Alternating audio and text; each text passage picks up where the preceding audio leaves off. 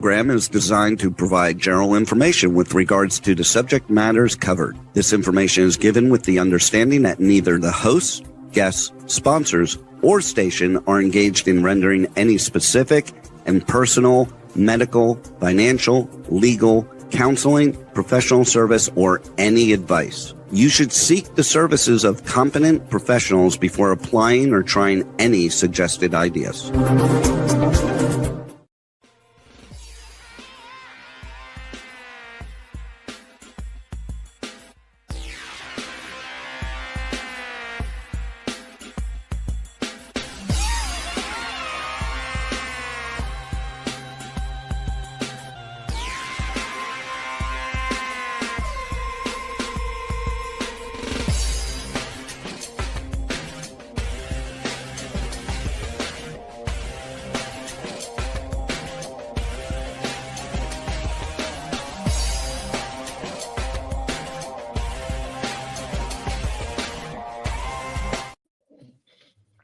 Hey, if it's Tuesday, it's movie reviews and more, and we're live. And this is the 177 straight live shows in a row.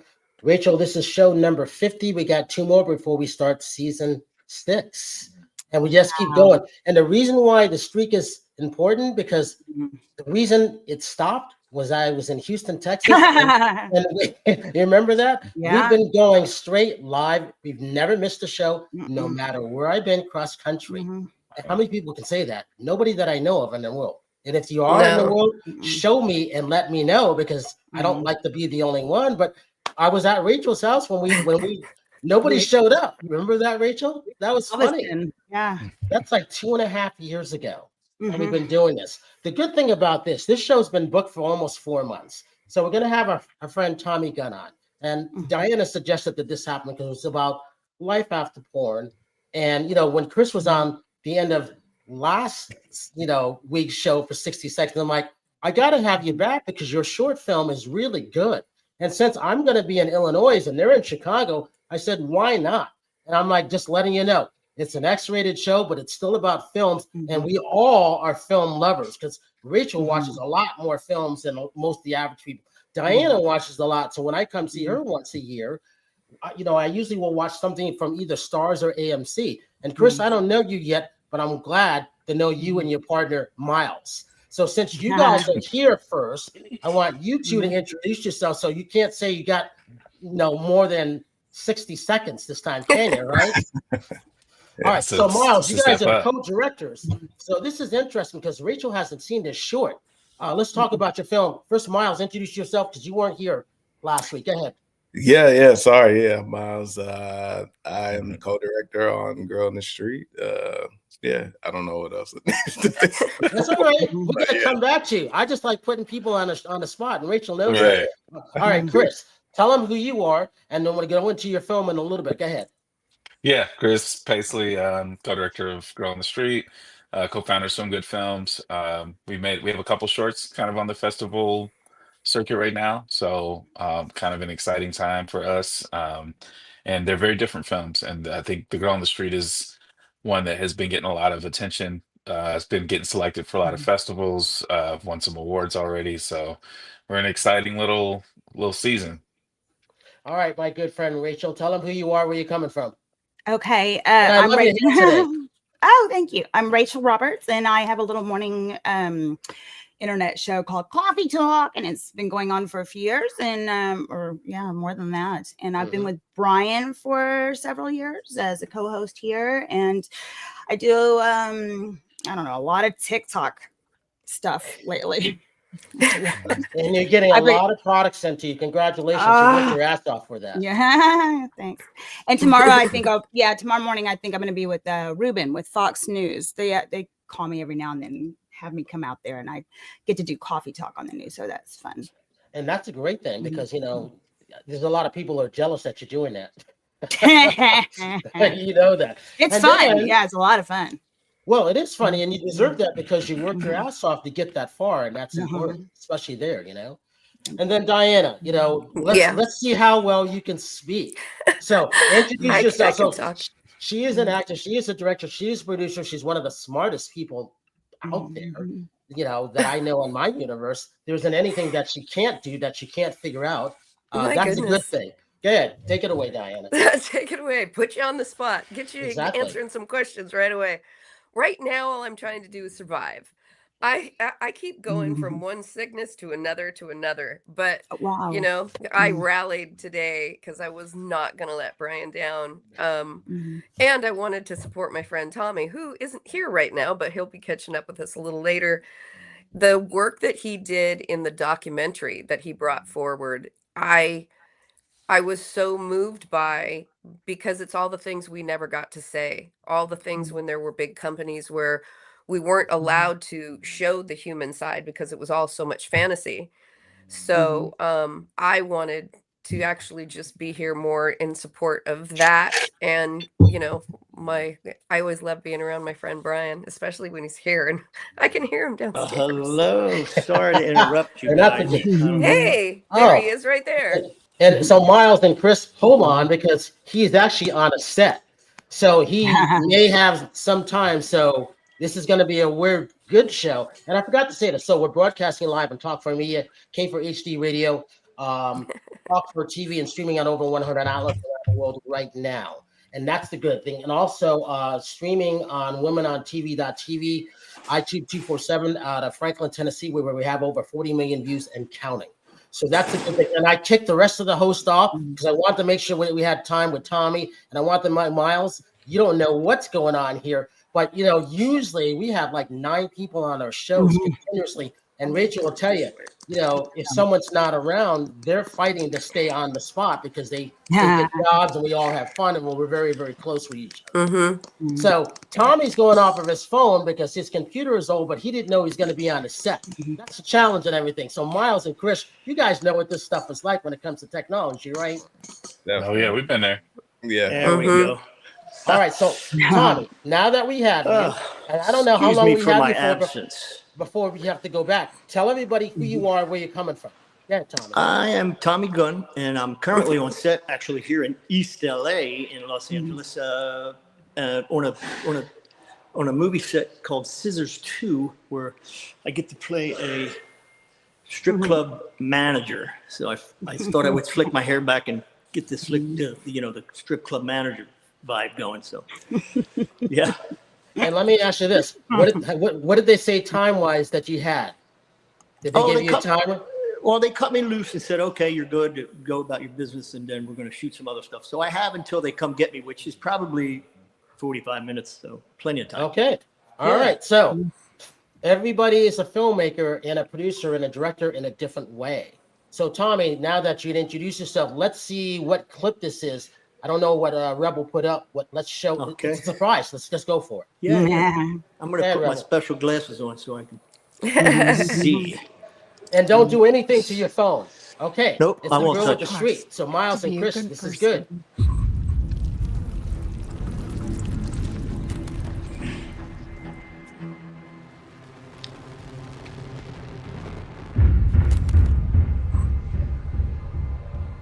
There's a girl out there.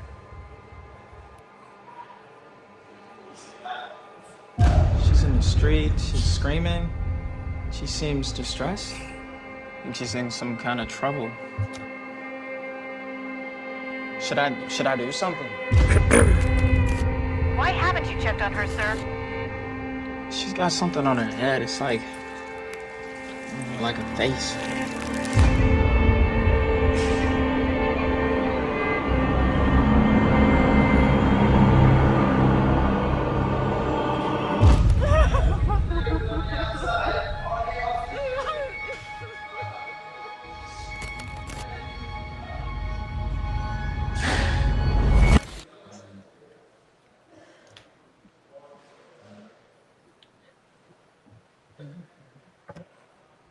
So Miles and Chris, now that this film has arrived and you guys are award winners now, how does that make you guys feel? Because this is not easy doing these things and submitting to film festivals.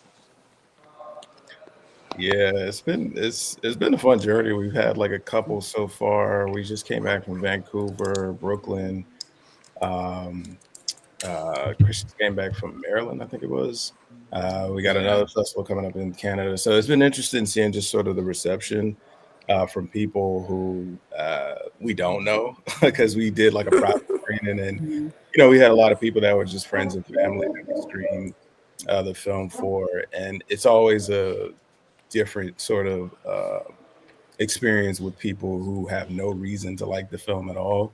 And so the response from that has been great. Like, we've met a ton of people, a bunch of different connections that we've made just going to the different festivals of people that might be able to help on potential films in the future. So it's been interesting so far, and there's more that's coming in every day. So there's more festivals we'll be at coming pretty soon. Hey, Miles, get for the audience, because we have the audio version of this too. Tell everybody just a little bit of what your background is. So I initially, I started out in music production. So I produced music for a long time, and then I ended up going to school and getting a degree in not film. I got a degree in graphic design, and I sort of use kind of all of that in some sense to help us make films, whether it's pitch decks or even just a resource for us. I'm actually going to move here to see if I get a better reception. Sorry, guys. Oh, yeah. But just using different things that I've had to do over the years that kind of help us put films together. So my background really is music and just sort of design, and we kind of use that to my advantage as a filmmaker. I think my design sort of eye is my contribution to a lot of the stuff that we end up filming is coming from that perspective as a designer. So it's a lot of different forms of art that I've kind of dabbled in that got me to this point. Chris, you're next. But Tommy, hey, don't move. Stay where you are, because I don't want to lose you. Yeah, and it's a good background. I'm just experiencing a little Wi-Fi, No. We can hear you fine. Okay, wonderful. We hear you fine. Don't move.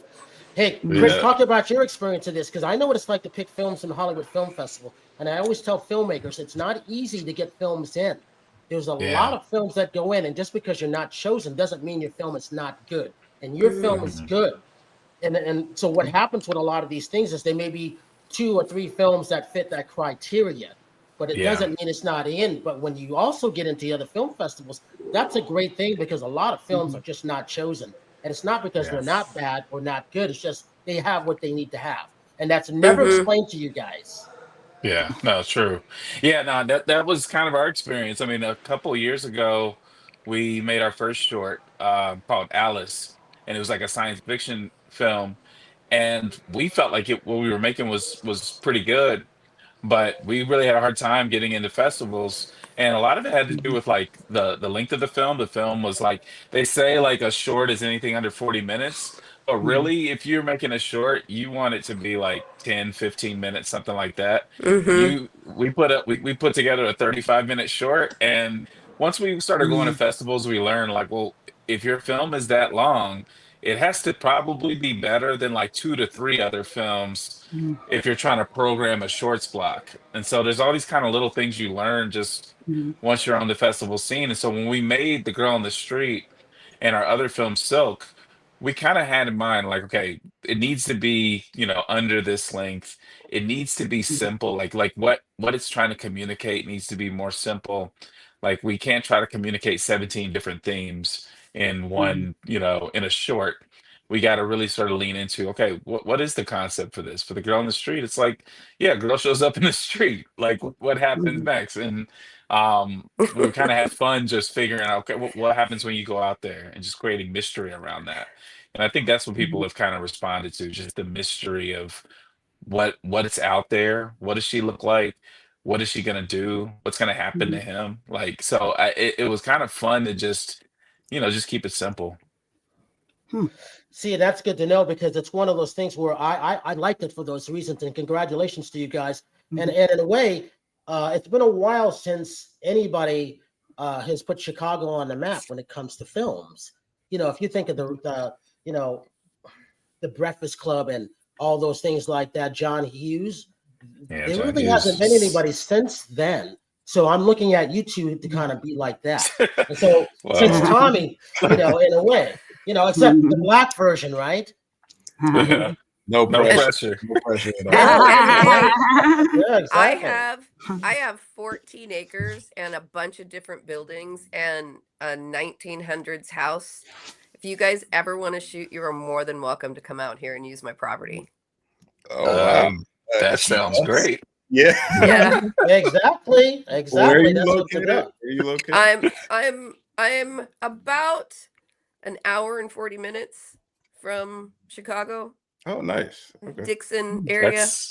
Oh shoot, that's where we shot the girl on the street in Oregon, Illinois. Oh, you did? Yeah. We were just talking about Oregon today because I want to take, and that's like 10 minutes from me.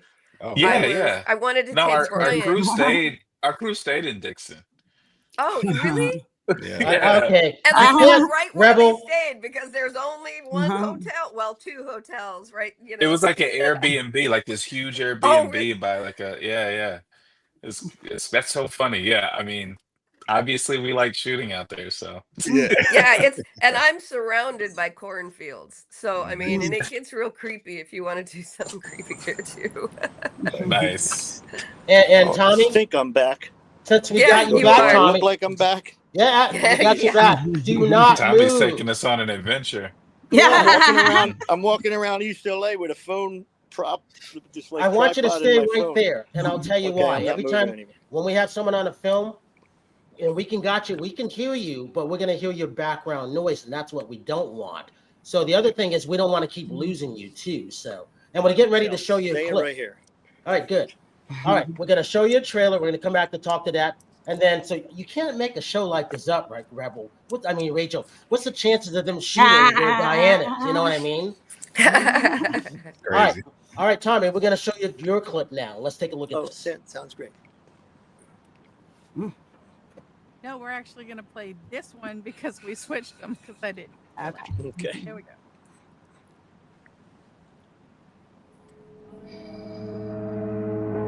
Okay.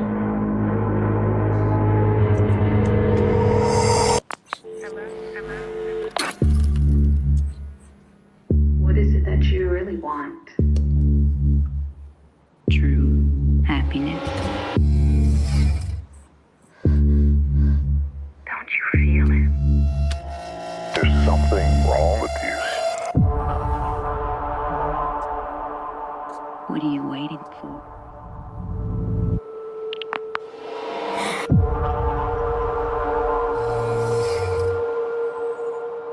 You'll be made perfect, just like me.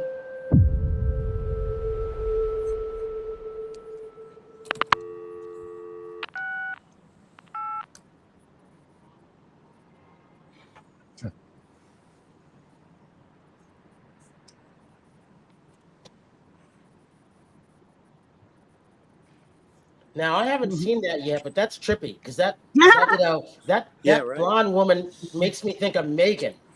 And so I'm already paranoid of seeing this, but that's a great trailer.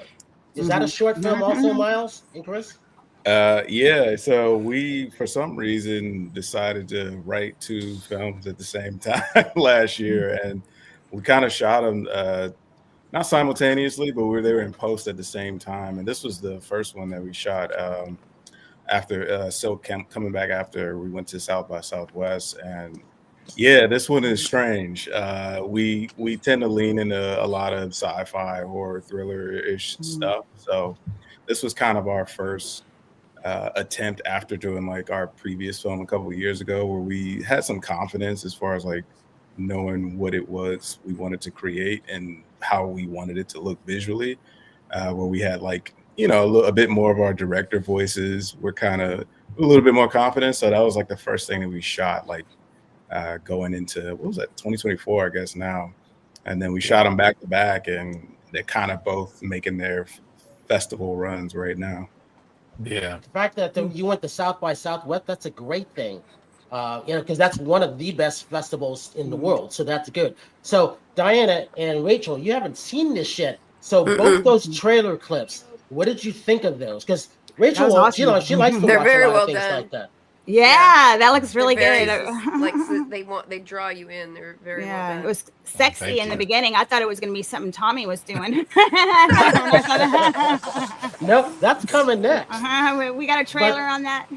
But yeah, we do. But here's the thing on that. Yeah, we do. Go So Rebel. for you guys, Right on. not only do you have 3 actresses, not me, you will never see me in a film. I don't care if I'm playing myself. I am not interested. But Dyanna, Rachel, Tommy, and you got a new location. I know you guys didn't plan on that happening, did you? And who would have called it, happening in Dixon? Come on, what's the chances of Yeah, that? that's so random. Yeah. So, I mean, I know people that don't even know where that is. They think I'm lost and kidnapped. They just show up for a Tuesday night show. They really do. Nobody knows where I am. So that's the good thing about that. All right, While let's you show were to- gone, Tommy, we started talking about them shooting. I offered my house, and then come to Yeah, find it's out one of the definitely- things they shot was right. They even stayed right down the street. Wow, how about that? It's your place certainly has the potential. It's got that. It can be very eerie if you do a little edit and add some cool music, but it's got some great character. Yeah, there's a lot of space to do a lot of things. All right, now we're going to show your trailer, Tommy, and then we're going to come back, all right? All right, roll it. We're making a documentary about adult entertainment. For decades, it's been called taboo, dirty, and even destructive. But is the porn industry really as bad and evil as so many people still believe? To help me navigate this journey is one of the industry's most recognizable faces, Tommy Gunn. My childhood was wonderful. Did I ever think, I'm going to do that job? Never. Our expo in Las Vegas, that's the porno Super Bowl, pretty much. The sex trade has been stigmatized for all of the ages. This whole documentary is about us as people. This is our profession and we take pride in it. It's wild, people's perception. Somebody might say, oh, how tough can it be? You get to have sex with all these beautiful women and they pay you for it. Boo, hoo, hoo, right? The emphasis was not on the sex in those movies. It was more on the story. We never stopped where mainstream stops. What people think about porn stars is nothing like what they're actually like. Because it's just one big orgy, and I'm like, wouldn't that all be nice? It's not adult education, it's adult entertainment. You don't learn how to drive a car by watching the Fast and Furious. The public is a lot more accepting of porn now. Game of Thrones, there was full frontal nudity in that thing. No different than what we're doing. Well, maybe a little different, yeah. Ow!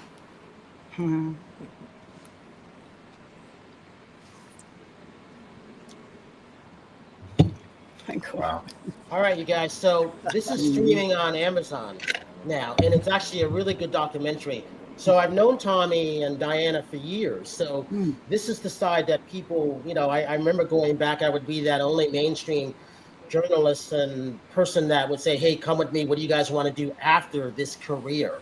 And I would bring them to a lot of my junkets that we would do. If someone say, hey, I want to meet Arnold Schwarzenegger, I would say, oh, okay. Well, I'm going to interview Arnold for, whatever, Terminator coming up next. You can come sit next to me. Talent always sits here. I sit right here. If it's not a lot of people in the room, I'll even let you ask one question. But I did those things because it was about inspiring people to go on to the next stage of their life. Now that they've gone to the next stage of their life, Dyanna has a great piece of property where I'm at that she has the next stage of her life. Tommy's going on to the next stage, which is like with his truck that he has. And he's also got a book that he has out there too. All right, Tommy, now that he's got you, take it away. Okay. Tell him who you are, how many scenes that you've done, what films that you've been in, and that you're open for work, right? We'll be here all night. Wow. Over 3,600 films, right? Well, as you know, I started the adult industry 2004. To make it real quick, I was really fortunate and did well for myself. I basically just showed up and did what they said. They stand here, read this dialogue, do this thing, have work with your co-star, and over and over again, I did that and was blessed to be able to have a great career in that. So now in the latter part of my career, through people telling me, hey, you should write a book. You probably have some really amazing stories. I decided to do that. In the last 2 years, I worked with a gentleman, Jim Steele, and he's basically helped me make that book into reality. And then as far as the documentary, I always thought that the adult industry had a dark cloak or a dark curtain veil over it, and I really wanted to change that, try and make an attempt to show society and people and whatnot that they're really great people and talented and very educated and smart and all those things. So I've always had a love for filmmaking and acting and all those things, entertainment. I felt like I've always been an entertainer at heart. So now at this point, I figured like, see if I could do that. And then I managed to do some crossover stuff from adults to mainstream, which was the television show Entourage. Everybody knows that for the most part. And then I was blessed to have a role in a movie called Wolves, directed by David Hayter, and Jason Momoa and Lucas Till were in that.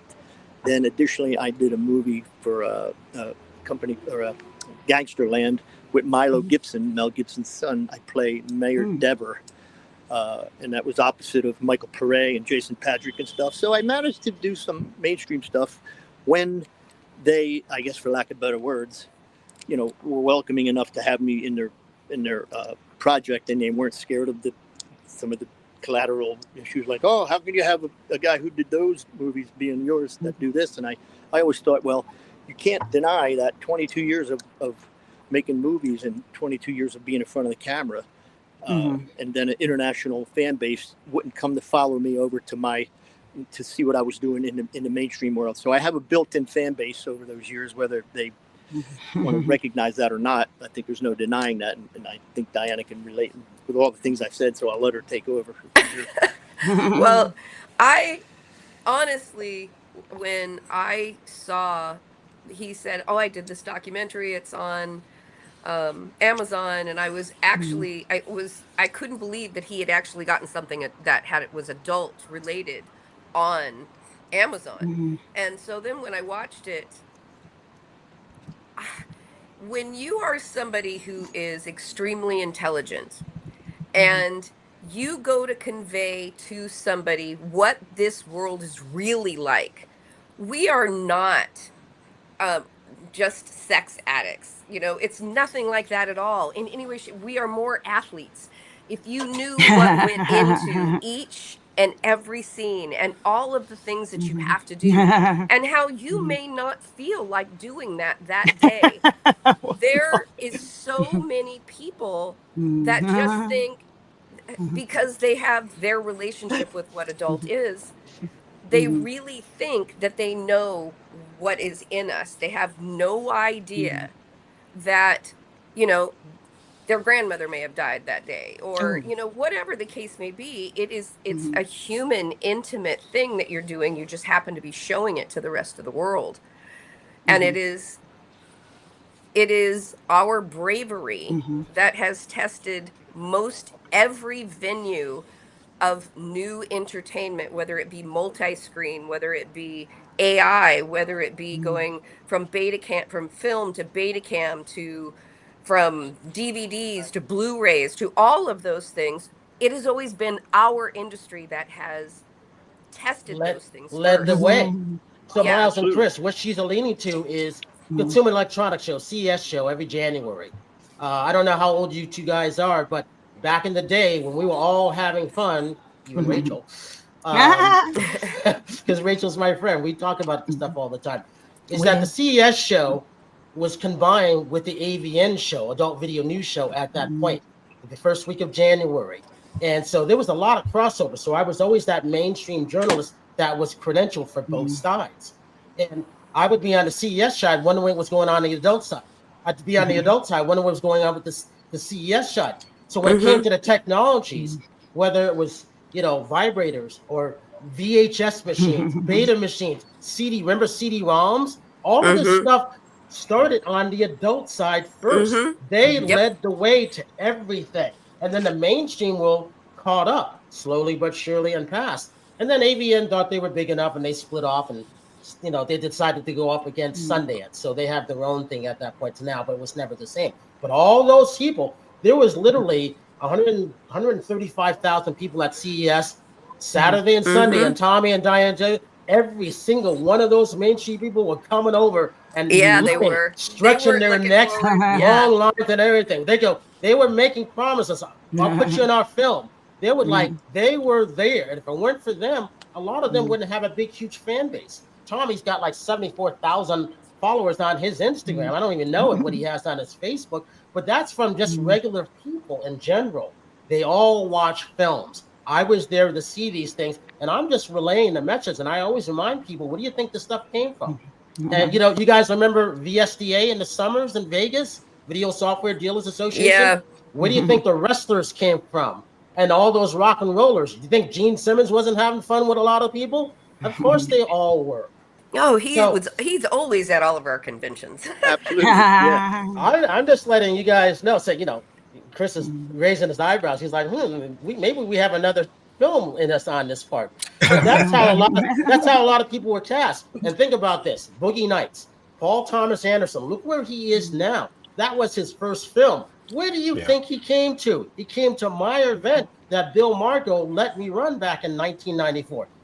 So Nina Hartley was in it. You know, there was a lot of people in it. Heather Graham, who I just ran into last week at AFI, she was Roller Girl. You know, what do you think Rachel was at one point? She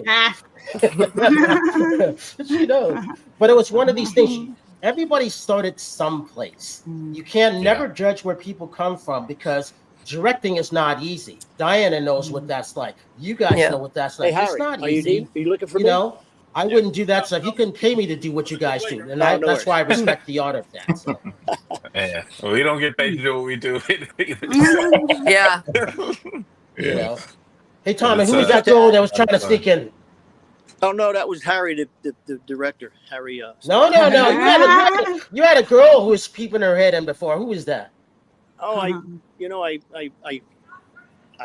loss. They don't care. They don't care. I'm at a loss for names.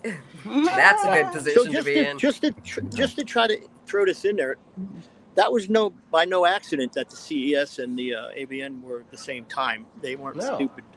You know, no, absolutely. Yeah. And a lot of times, like you said, our industry has been a proving ground for these technological, advances and whatnot. And they realized, hey, if it works there, let's incorporate that and do it in our mainstream world and such. So no one can deny that the content is being viewed and is being received by the whole planet at the end of the day. So they're either watching it or they're lying about watching it. Or they're wanting it. You know, there's two types of people in the world. You're either having sex or wanting it. I don't know anything else that's not, Mile and Chris, the first AI doll that I saw in 2019 was at the AVN convention. Now it's called AEE, Adult Entertainment Expo. It was in the corner. Nobody was paying attention to it, and it looked like Megan. It was a full body thing. And I'm like, someone's going to use these things. Yeah, that's crazy. So as that blonde looks in there, that's what they look like. It was real. This is 2019. I still had the photos of it. And I'm like, no one was paying attention. It was in the corner. Look where those things are now. Look what happened to Megan. No difference. No difference. Yeah, it's crazy. Yeah. Rachel, got a question at all? Nah. Why do you do that? Like throw it on your silent. I just the whole time. Go. That's funny. Okay, Tommy. So let's see.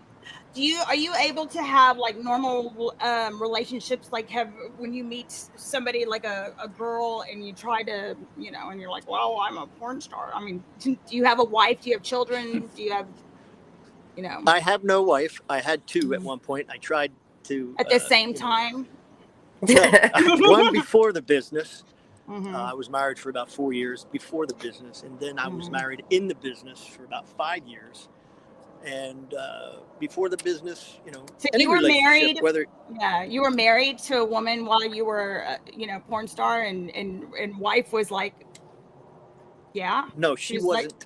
She was not in the business. My first wife, she and I were not in the business at all at that point. She did modeling. She was on Playboy cover. I did male dancing, like Chippendale style type thing, and was pursuing designing clothes and making clothes and whatnot. And then once that ended, Hey, Tommy, we just lost you. You just muted yourself by accident. There you go. There you go. Oh, pick up with what you just said. Oh, so anyway, I was in the adult industry in a capacity where it was just as a dancer, Male Review, Chippendales, and then I got into the adult industry where I finally took the last piece of clothing off and decided to engage in a sexual act on camera. So that's really basically the thing. So then I was married in the business, and as one could imagine, there's some difficulties in the business as far as the potential for jealousy, whatnot, and such.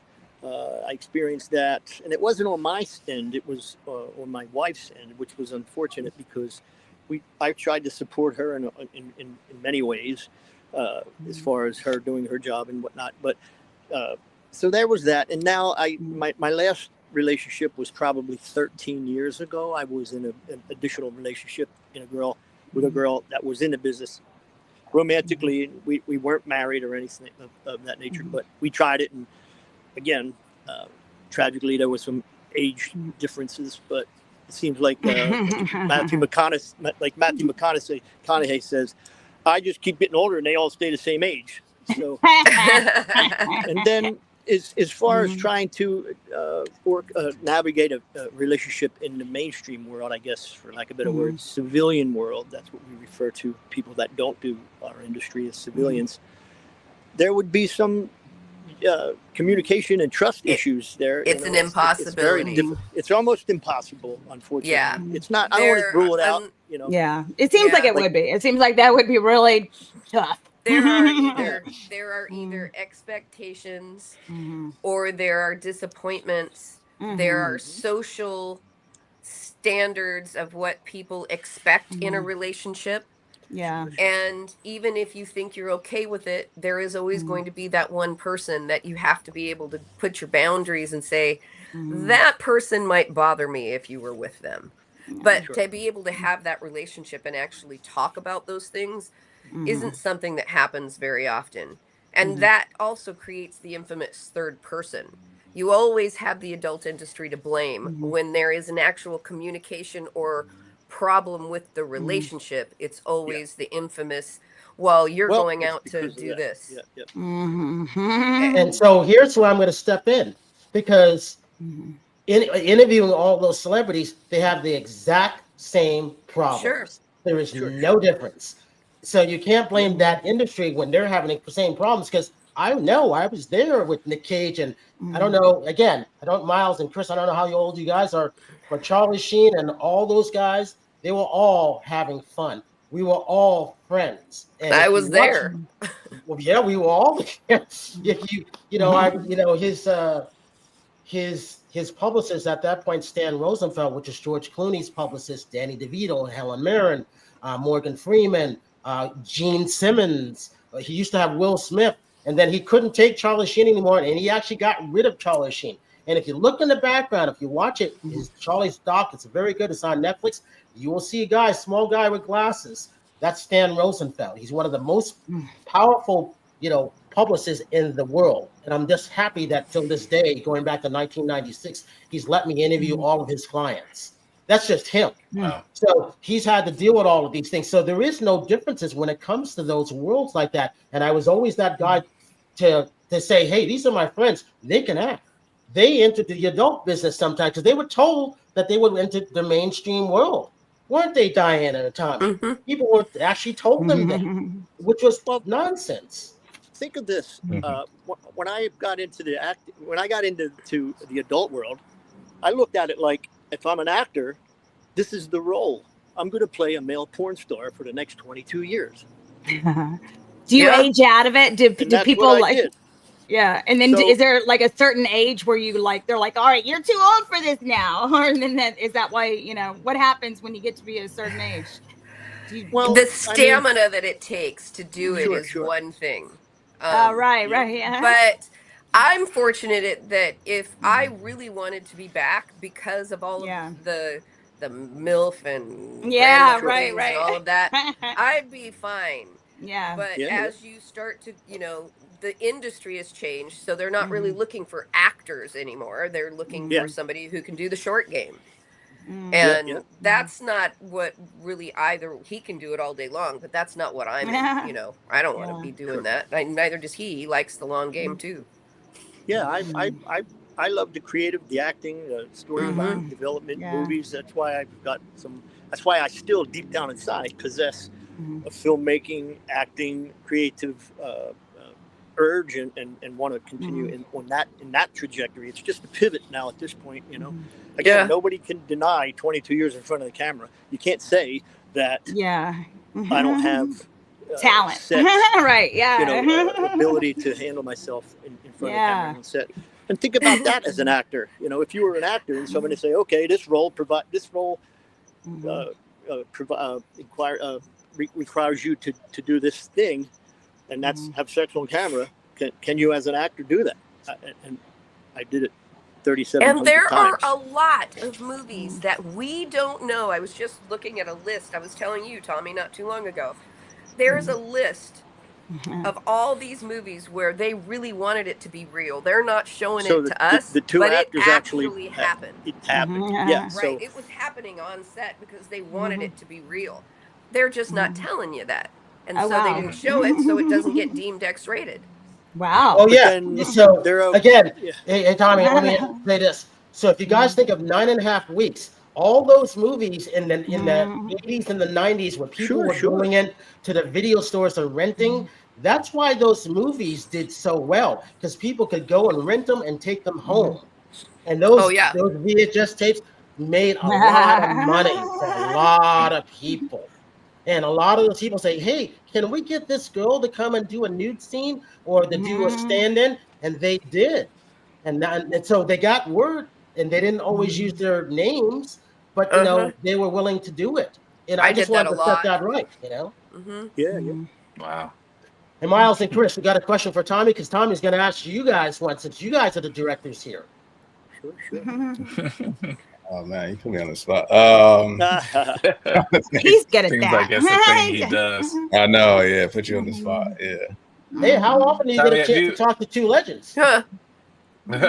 Tommy, have you in terms of like your acting, like do you continue to do like I guess I'm thinking about films outside of the porn space, or is it still in that industry, or what's been your experience now? I welcome and am currently working on developing projects that are outside of the industry. So I have I guess a toe, so to speak, in the business. I guess I always will. I guess that's just inevitable. 22 years, there's no saying, "Okay, I'm done with that." I'll always be from that you will never be done with filmmaking. Yeah. Whether It's you want just- to be it's or not, just- you won't. It's a passion. It's something you have inside. Yeah, it's just now the filmmaking I hope to be able to do in the future, and the acting roles that I get, I'll just unless it's a role in the film that there's a sex scene, but I doubt it. But if there is, I'm very acclimated to those. So I definitely welcome the possibility and the challenges of acting in mainstream projects, even any project. I'd love to just do it because I love the craft. Yeah. So, yeah. Are you like behind the camera as well too now though? You do directing, right? Or are you just primarily in front of the camera? I did years ago, but I kind of stayed away from that. But I still have some directorial urges and some visions and stuff that I definitely want to try to. He's really on the spot creative. Let me tell you this. He did some really fun, like some things that I like within a second. I'd never been scared of my property before, and I was like, "Yeah, I'm not going in there at night anymore." And it was just a second. It was great. Yeah, he's really good. Wow. No, I got it. So his good friend Marcus London, who I liked, with him and Tommy, they were inseparable.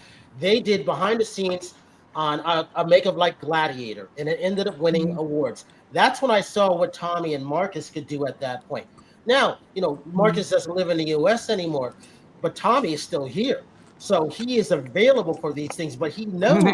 I think he's done a lot things. Well, between set building and designing the costumes and building the costumes and the helmets and the shields and the swords. I was impressed to see what these guys did on that. He's really good at what he does. He's a very creative human, and he can weld. Yeah, one thing's for sure. Agreeing with Dyanna was, I can do anything. as far as buildings, sets, wardrobe.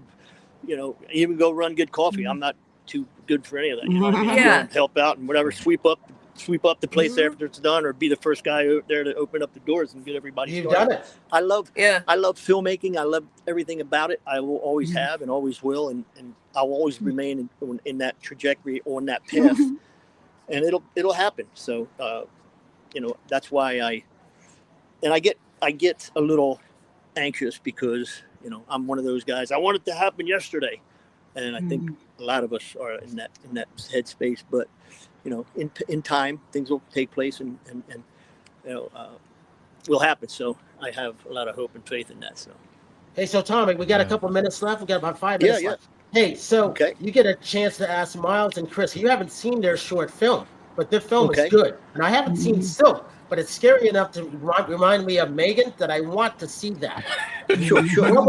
What would you say to ask them about their craft of how they do everything together? Because like I said, keep your eye on these two. I'm good at picking things that are coming out of pipeline, so I can only imagine what's coming up next.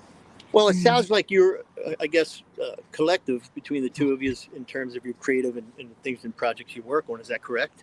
Yeah, for sure. Okay, wonderful. Where are you based out of at the moment?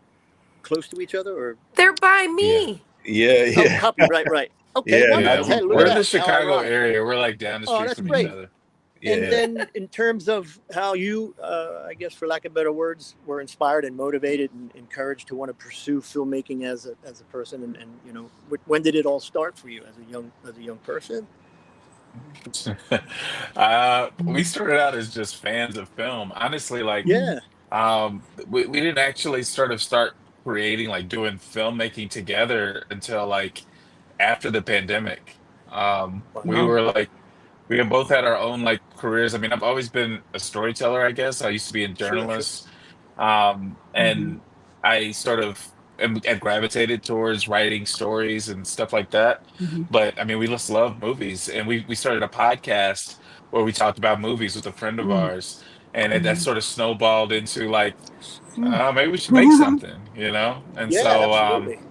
you know, we had our cameras and we were just filming stuff. I think the first thing we filmed together was like a Among Us parody where we were sort of, we had our kids and wives, and we were sort of just doing this thing. And I acted in it, which I don't usually like to do, but it was a goofy thing we were doing. So, but yeah, and then we kind of had the bug. We're like, let's just make some more stuff. And it's kind of slowly grown into what it is now, where right now we're sort of working on developing a feature film, which we're really excited about. You know? Oh, you must be. What a great place to be in your life there. So again, you mentioned bug. I agree. I was bitten as a young age, and my first movie I ever saw was Rocky, and I thought I want to be that guy, or up there on that screen. So I guess a lot of that I can attribute to. Well, real quickly, we got about 3 minutes. Dyanna, favorite movie that just comes off the top of your head that you liked? What Dreams May Come. What Dreams May Come. Excellent movie with Robin Williams. What a movie. Great film. Rachel, do you have one? I'm enjoying the South Park every week when it comes out, and I'm enjoying Peacemaker, and I'm enjoying and but those are two good series. Nobody wants. Oh, Talamasca. I'm watching that one. Anne Rice. I do too. I love Anne. That they did of Interview with a Vampire. Was so it was so her. It was so well done. I loved it. Yeah. I keep seeing advertisements for that. I'm like, I need to watch it. You need to watch it. It'll give they did a really good job of overlapping, like, because they know that the story is different. So they do a really good job of intertwining what happened in the original movie and in the book and putting them both together. I was like, I didn't want to watch it at first because I was like, this isn't going to be the same. It was better than I could have before. Yeah. Real quick, Miles, favorite film of yours off the top of your head, followed by Chris. Alien. What a great one. Okay, so I went back to watch it and it still holds up. The third one just sucks, but the first two, Ridley Scott, you just can't go wrong with that, and James Cameron. To this day, two of my favorite filmmakers and great people to interview. Chris. I'm going to go Back to the Future. Oh, Wow, Okay. there you go. Robert It's a good Zemeckis. one. It's like comfort food for me. Yeah. His That wife- was filmed in my Good choice. hometown. That Nice. was, Good choice. yeah, it was filmed in my hometown. Hey, real quick, Rachel Roberts, give your social media links. Go for it. At Rachel Roberts Recipes. Gotta think about Diana. The real Dyanna Lauren, on Instagram and Twitter and wherever else. Or X, whatever you want to call it. I don't know. It's all the same. Tommy, Just my social media links. People can reach out to you. Instagram is THEE, so it would be the TOMMYGUNN. I had to do that because there's a lot of Tommy Guns out there that decide to use the name. All your Anyway, fans. so, and then Cool name. on Twitter, thank you. On Twitter, it's TOMMYGUNN XXX. So, yeah. Is that your real name? It no, is, my real name actually. is Thomas. Tommy. Gunn Tommy. and Gun Gunn is just a Yeah. is a description that a friend gave me. He says, "Man, look at those guns." I started working out as a young guy, and I built up my arms. And he said, "Look at those Nice. guns. You should be Tommy Gunn." And I said, "Wow, that's a great name," and I kept it ever since my dancing. nice. So I was given that name. Yeah. So, Okay. yeah. Nice. Miles, social media links, so reach out so people can see your films and follow you at the next film festivals. Yeah, mine is just Miles K August on Instagram, and then if you want to follow our production page, which is both of us, is just Swim Good. At Swim Good, just SWYM Good. And I love the name. That's cool. Thanks. Yeah. That's really clever. Swim Good. Nice. And Chris? Yeah, so my Instagram is words from Chris. And then, like Miles said, I mean, the best place to find us is on the Swim Good Instagram. In the bio, you'll see links to all our like individual pages and stuff. So, yeah. Hey, so I want to thank everybody for coming on tonight. You just never know what you're going to get. Who would have known that you guys have shot close to her house that I happen to be at, that Tommy's coming back at soon, too? Yeah. Who would have known? Nice. So, Small I world. always say this. Yeah, you to never everybody, know. have a You good may be night here soon. tonight. A better day tomorrow. You see someone without a smile, please give them one of yours because the world needs it. I'm Brian Sebastian. This is Movie Reviews and so More. true. And we will see you next week. And follow and like everybody. Yeah. Absolutely.